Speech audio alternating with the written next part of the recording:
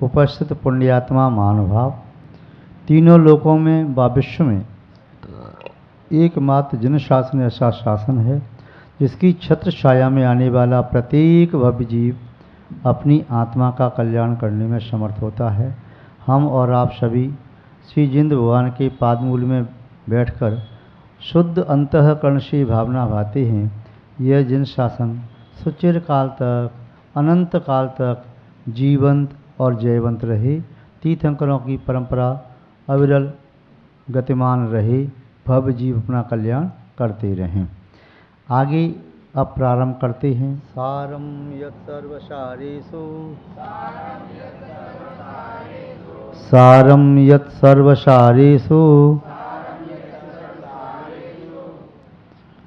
वन्द्यं यद वन्द्यतेष्वपि,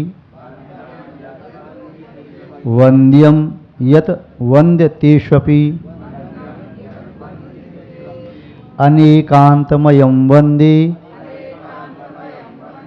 अनेकान्तमयं वन्दे तदहर्द वचनं सदा, तदहर्द वचनं सदा। एक बार और उच्चारण करते हैं, फिर 3 बार आप उच्चारण करेंगे मुक्त कंठ से। सारम यत् सर्वसारेषु वन्द्यं यत् वन्द्यतेष्वपि अनेकान्तमयं वन्दे तरहद वचनं सदा। अब इसका अर्थ देख लें, एक एक शब्द का अर्थ देखते हैं। सारम, सारम माने सारभूत, जो सारभूत है उसको द्वितीया का एक वचन। यत सर्वसारेषु, संपूर्ण सार जितने भी संसार में सारभूत पदार्थ हैं, यह सप्तमी का बहुवचन। सर्व सारेषु, सभी सारभूत सारों में भी जो सार है, यानी श्रेष्ठ में भी श्रेष्ठ, संसार में जो कुछ भी श्रेष्ठ है, और सारभूत अवस्था तो आप जानते ही हैं। सार किसे कहते हैं?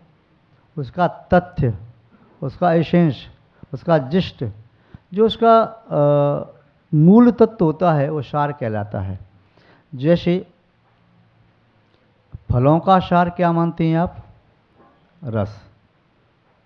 या दूध का सार क्या मानते हैं आप? घृत।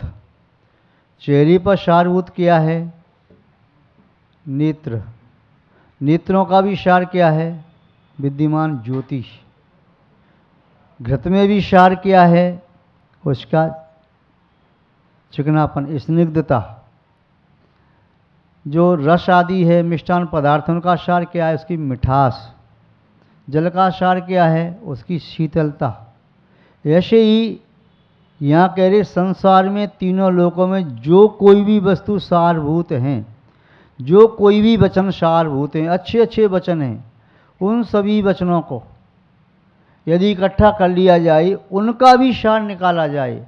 जैसे तिलहन को पेल करके तेल निकाला जाता है और तेल में से उसका अर्क निकाला जाता है, ऐसे ही जो सारभूत वचन हैं तीनों लोकों में, उन तीनों लोकों के सारभूत वचनों का भी सार यदि है तो वह सार है जिनवाणी। तो यहाँ कह रही उस सार को, जिनवाणी को, जिन वचन को, जो सभी समस्त सारभूत पदार्थों का सार है, वंदना करने के योग्य हैं, वंदनीय हैं, नमस्करणीय हैं, अभिवंदनीय हैं, पूजनीय हैं, स्तुत्य हैं। यत वंदतेष्वपि, जितने भी संसार में वंदना करने योग्य पदार्थ हैं, उन सभी में श्रेष्ठ वंदनीय पदार्थ जो हैं जिन वचन, अनेकांतमय। और वे जिन वचन कैसे हैं, जिनवाणी कैसी है? तो अनेकांतमय। वे अनेकांत धर्म का कथन करने वाली है, शादवाद रूपी कथन पद्धति से युक्त है। उस अनेकांत में जिनवाणी को, जिन वचन को वंदे, मैं वंदना करता हूँ। आत्मनेपद में है, प्रथम पुरुष का, तो ये वंदना मैं करता हूँ, या उत्तम पुरुष कहें, यानी जो प्रथम मैं स्वयं, द्वितीय सामने वाला, तृतीय तीसरा व्यक्ति अन्य पुरुष। तो यहाँ पर दूसरे प्रशासक के उत्तम पुरुष कहते हैं, उत्तम माने श्रेष्ठ, मैं ही समय श्रेष्ठ हूँ। तो इसलिए तो यहाँ पर परस्मयी पद में जब रूप चलाए जाते हैं तो उसका अर्थ होता है उस क्रिया का फल उस कर्ता को व दूसरे को मिलता है। किंतु आत्मनेयी पद में जिन क्रियाओं के रूप चलाए जाते हैं उसका अर्थ होता है उस क्रिया का फल उस कर्ता को मिलता है। जैसे पाचक भोजनम पचते, पाचक माने रसोईया, रसोईया पाचक भोजनम पचती, रसोईया भोजन पकाता है, बनाता है। रसोईया बना रहा है तो किसके लिए? अपने लिए भी और सबके लिए बना रहा है, उसकी क्रिया का फल सबको मिलेगा। किंतु यदि आया विप्रह भोजनम पचते, ब्राह्मण भोजन पका रहा है तो किसके लिए? स्वयं के लिए पका रहा है, तो उसका फल स्वयं को मिल रहा है। जब उस क्रिया का फल स्वयं को मिलता है तब आत्मनेयी धातु में उसके रूप चलती हैं, और जब उसका क्रिया का फल स्वयं के अलावा दूसरों को भी मिलता है तब उसके रूप परस्मय पदई धातु में चलते हैं। कुछ क्रिया ऐसी होती हैं जिनके रूप दोनों धातु में चलते हैं, कुछ ऐसी होती हैं जिनके रूप केवल आत्मनेयी भी चलते हैं, कुछ के ऐसे जिनके परस्मयी पद में ही चलते हैं।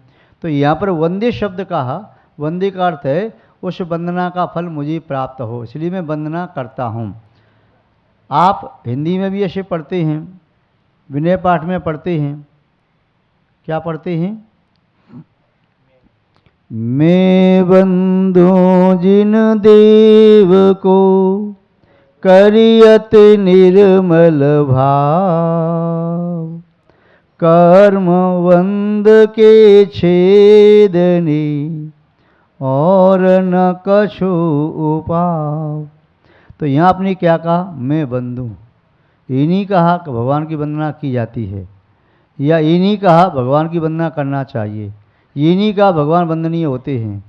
आपने ये कहा मैं बंधु, उपदेश नहीं दिया कि आप सब वंदना करो। क्या कहा? मैं बंधु, मैं वंदना करता हूँ, क्यों? वंदना के फल की मुझे आवश्यकता है। तो मैं बंधु किसकी वंदना करता हूँ? जिन देव को। यहाँ कह रहे हैं जिन वचन को, मैं बंधु जिन देव को। कैसे करता हूँ वंदना? करी अति निर्मल भाव, अपने परिणामों को अत्यंत निर्मल करके। मलिन परिणामों से वंदना करूँगा तो मुझे समीचीन और समग्र फल प्राप्त नहीं होगा, इसलिए मैं निर्मल भाव से वंदना कर रहा हूँ। और वंदना तीनों योग से की जाती है, जैसा कि छटाला कार ने कहा ना, तीन भुवन में सार वीतराग विज्ञानता, शिव स्वरूप शिवकार नमहु त्रियोग समारके, तीन योगों को समारके में नमस्कार करता हूँ। वीतरागता के उपरांत ही सर्वज्ञता प्राप्त होती है, विज्ञानता प्राप्त होती है, केवल ज्ञान की प्राप्ति होती है। इसलिए मैं सर्वज्ञ देव को, उनकी वाणी को नमस्कार करता हूँ। तीनों योगों को संभाल के सर्वज्ञ देव व उनकी वाणी ही तीन लोक में सारभूत है, और वही मोक्ष स्वरूप है और मोक्ष को देने वाली है। यहाँ पर भी जिन वचन को आचार्य भगवान नमस्कार कर रहे हैं, वंदना कर रहे हैं। अनेकांतमयम वंदे, जो जिनवाणी अनेकांतमय है। तद अरहद वचनम सदा, वे अनंत भगवान के वचन हैं, उनकी मैं सदा वंदना करता हूँ। यह संक्षेप शाब्दिक अर्थ हुआ। जिनवाणी के विशेषण दिए चार। क्या विशेषण दिए? पहला विशेषण दिया जिनवाणी क्या है? जो जिन भगवान के वचन हैं वह जिनवाणी है। वे वचन कैसे ही? अनेकांतमय हैं, अर्थात एकांतमय नहीं है। हर किसी व्यक्ति की वाणी को हम जिनवाणी नहीं कह सकते। हमारी निज वाणी है, वह निज वाणी है, जिनवाणी नहीं है। जिनेंद्र भगवान ने जो वचन कहे यदि उनको हम कहते हैं तो वो जिनवाणी हो जाती है। उसको आचार्यों ने लिखा तो वो जिनवाणी है। कोई विद्वान कहें कि मेरा चिंतन है, मैं ऐसा लिखता हूँ, तो उस पर ये लिख सकता है कि ये मेरा चिंतन है, ये निज विचार हैं, जिनवाणी उसे नहीं कह सकते। जिनवाणी तो भगवान की वाणी कहलाती है। तो यहाँ अरहद वचन, सिद्ध भगवान के वचन क्यों नहीं कहे? और सिद्ध भगवान तो शरीर से रहित हैं, उनके वचन नहीं खिड़ते। वे तो लोकाग्र में वहाँ विद्यमान, उनकी आत्मा विद्यमान है, समस्त कर्मों से रहित और आत्मा के समग्र गुणों से सहित। तो यहाँ अरद वचन कहा। अरद वचन ही क्यों कहा? आचार्य उपाध्याय साधु के वचन क्यों नहीं कहे? सिद्ध परमेश्वरी के वचन मान लो खिड़ते नहीं है तो आचार्य उपाध्याय साधु के कह देते, उन्होंने कहा नहीं। आचार्य उपाध्याय साधु तीनों छदमस्त हैं और छदमस्त व्यक्ति के द्वारा त्रुटि होना संभव है, प्रमादवश, अज्ञानतावश, कसाय के वश। इसलिए जो वीतरागी श्रवक भगवान सर्वदर्शी हैं, हितोपदेशी हैं, अनंत शक्तिशाली हैं, अनंत चतुष्ट व नव केवल लब्धि से युक्त हैं, उनके वचन ही प्रमाणभूत होते हैं। वे तीनों लोक और तीनों कालों की बात को युगपत जानते हैं, प्रत्येक द्रव्य गुण पर्याय को युगपत जानते हैं, इसलिए उनके वचन ही वे निर्दोष हो सकते हैं। और वे राग द्वेष से रहित हैं, इसलिए उनके वचनों में निष्पक्षपना रहता है। संसारी प्राणी जिसके प्रति राग है उसके पक्ष में बोलने की कोशिश करता है, द्वेष है उसके विपक्ष में बोलने की कोशिश करता है, हित की बात भी कहेगा तो वह राग द्वेष से सहित होने के कारण अलग अलग उपदेश देगा। किसी के लिए उपदेश कुछ, किसी के लिए कुछ उपदेश देगा। किंतु जो वीतरागी है उसके लिए संसार में न कोई अपना है न कोई पराया है, तो उनकी दिव्य ध्वनि सर्वांग से स्वयं खिड़ती है। तो इसलिए अनंत भगवान के वचन ही निष्कलंक हैं, निर्दोष हैं, अनग, दोषों से रहित, पाप से रहित हैं और मंगल कर, हितकारी हैं, मंगल करने वाले हैं, जिन भगवान के वचन ही परम औषधि हैं। आचार्य भगवान कुंद को सम लिखा है, जीर्ण वैणम पम्बो सही, जिन वचन ही परम औषधि हैं। किसके लिए? जन्म जरा मृत्यु जैसे रोगों का निवारण करने के लिए। जिन वचन के अतिरिक्त अन्य कोई औषधि ऐसी संसार में नहीं है जिसका सेवन करने से जन्म जरा मृत्यु जैसे रोगों का नाश हो जाए, 18 दोषों का नाश हो जाए, राग द्वेष का नाश हो जाए, कर्मों का नाश हो जाए। अन्य कोई औषधि ऐसी नहीं है। अनेकांतमयम वंदे, अनेकांतमय हैं वचन। भगवान की वाणी में किसी भी वस्तु तत्व का विवेचन है तो समग्र धर्मों का विवेचन है। किसी वस्तु में कोई एक विशेषता देखता है, कोई दूसरी विशेषता देखता है, कोई दो देखता है, कोई तीन देखता है, कोई अन्य चौथी देखता है, कोई पांचवी देखता है, अलग अलग देखते हैं। किंतु भगवान के वचनों में प्रत्येक द्रव्य की समस्त लक्षण, गुण, समस्त विशेषताएं वे दिव्य ध्वनि में खिड़ती हैं। तो उनका धर्म अनेकांतमय है। अनेकांत का अर्थ होता है अनेक अंत का। ये तो धर्म विद्यमान है प्रत्येक वस्तु में। संसार की कोई भी वस्तु है, उस सब वस्तुओं में, प्रत्येक वस्तु में अनेक अनेक प्रकार की विशेषताएं हैं। एक बार में एक ही विशेषता कही जा सकती है, सबको एक साथ नहीं कह सकते।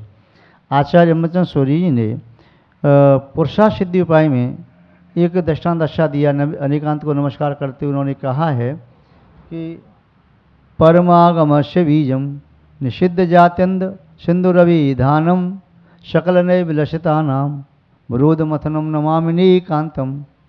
क्या कहा आचार्य महोदय ने? परमागमस्य बीजम या जीवम, दोनों का अर्थ निकल सकता है, कोई हानि नहीं है। जो परमागम का बीज है, परमागम कहिए तो, आगम कहिए तो, आप द्वारा कथित, गणधर परमेश्वरी द्वारा संग्रहित, मुनियों द्वारा लिखित, वो आगम कहलाता है। आप्त, कथित, गणधर, संग्रहित, मुनि द्वारा विरचित, तो आगम। अब कह रहे हैं परमागम, तो परमागम कहिए तो वह उत्कृष्ट धर्म, जिस धर्म को धारण करने उसी भाव से मोक्ष प्राप्त कर सके, निश्चय रत्नत्रय को प्राप्त करके वह सबक श्रेणी मार करके मोक्ष प्राप्त कर ले। आगम ग्रंथ का जो सिद्धांत हैं, शावक की चर्या आदि है, उसका पालन करके वह परमागम कहा। तो परमागमस्य बीजम या परमागमस्य जीवम, जो परम आगम का बीज है, परम आगम का प्राण है। बीज के बिना वृक्ष की उत्पत्ति नहीं होती। तो ऐसे ही परमागम का बीज क्या है? अनेकांत है। उस अनेकांत के बिना परम आगम नहीं हो सकता। वह परमागम का बीज कहो या परमागमस्य जीवम, वह परमागम का जीव है। जीव कहिए तो आत्मा। शरीर का महत्व तो नहीं है यदि आत्मा नहीं है तो, और आत्मा है तो शरीर का महत्व है। और आत्मा के बिना शरीर मुर्दा कहलाता है, पुद्गल कहलाता है, मिट्टी कहलाती है। और यदि इसमें आत्मा है तो हम इस शरीर के माध्यम से बोल रही हैं, शरीर से क्रिया कर रही हैं, मन से सोच रही हैं। आत्मा है तभी तो सब काम हो रहा है। तो ये अनेकांत परम आगम की आत्मा है। यदि अनेकांत को जैन धर्म से निकाल दिया जाए तो जैन धर्म का जो जिनवाणी है क्या हो जाएगी? मृत तुल्य हो जाएगी। वह एकांतवाद से दूषित हो जाएगी। एकांतवाद हमारे जैन दर्शन में स्वीकार नहीं है। तो परमागमस्य जीवम निषिद्ध जात्यंत सिंधु रविधानम। निषिद्ध जात्यंत, जाति माने जन्म से अंध, जो जन्म से ही अंधे थे, ऐसे राजकुमारों के लिए सिंधुर हाथी का विधान करने वाले। एक राजा के 7 पुत्र थे, 7 ही अंधे थे।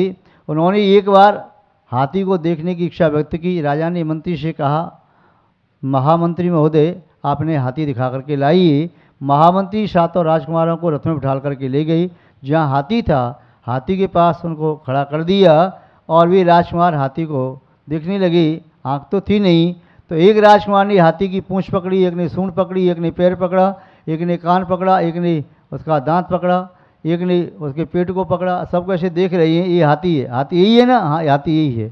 और बाद में जब लौट करके आने लगे तो बड़े आनंदित थे। ये कहने लगा, वाह क्या गजब का हाथी था। हाथी अब समझ में आया है, हाथी रस्सी जैसा होता है, कांटे वाली रस्सी होती है नारियल की, ऐसा हाथी होता है। दूसरा कहता नहीं, तूने हाथी देखा ही नहीं, हाथी तो केले के स्तंभ जैसा होता है, बहुत सॉफ्ट होता है, लंबा सा होता है ऐसा। तीसरा कहता नहीं, हाथी लकड़ी जैसा होता है, कठोर लकड़ी जैसा होता है। अगला कहता नहीं, सूपे जैसा होता है। अरे आपने हाथी नहीं देखा, हाथी तो खंबे जैसा होता है। वो कहता नहीं, हाथी चबूतरे जैसा होता है। जिसने हाथी का जो अंग पकड़ा था उस अंग के रूप में कहने लगे हाथी ऐसा होता है। सब में झगड़ा हुआ। मंत्री ने कहा, भाई आपने हाथी देखा था? मंत्री जी आपने कहा ये हाथी है, वही तो मैंने पकड़ा था, उसी की मैं व्याख्या कर रहा हूँ। बोले ठीक कह रहे हैं आप, फिर ये झूठ क्यों बोलता है? वो कहता मंत्री देखो ये झूठ बोलता है। बोले कोई झूठ नहीं बोलता। बोले ऐसा कैसे हो सकता है कि सबकी बात सही हो जाए? पुणे मंत्री जी सब राजकुमारों को वापस ले गए और पुणे उनका स्थान चेंज कर दिया। अपने स्थान चेंज करते जाओ और चारों तरफ घूम लो।